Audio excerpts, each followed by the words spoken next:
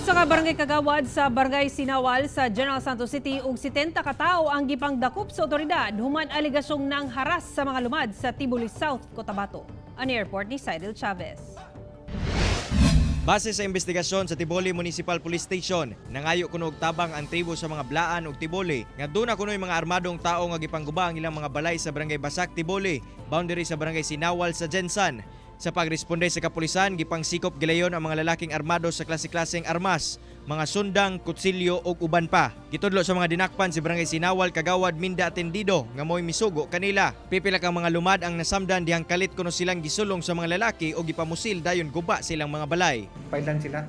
Yun yung kay sir, kay Minda, yung principal injury siya ng sa demolition, malicious mischief, tsaka yung stated murder, pero nasa prosecutor pa rin po ang final say kung ano pong i-resolve nila. Ang TLD, pagdagan ako na gipusilmin nila, ako ang naigo. Gipanghibakak sa kagawad ang aligasyon na ako no siya didto kay duna kunoy nangayo og tabang kay giilugan og yuta. Wala ko kabalo sa kuan sa mga pusil. Nasayrang dugay na kuno ang bangi sa yuta sa mong lugar nga gikalimbigitan ni kagawad Atendido. Alam mo pag sa gobyerno kasi pag yung bini-OS mo na yung lupa mo, it means to say you're surrendering it, bayaran ka ng gobyerno, bayaran ka ng land bank, and then yung mga beneficiary mo, ibigay mo doon sa kanila.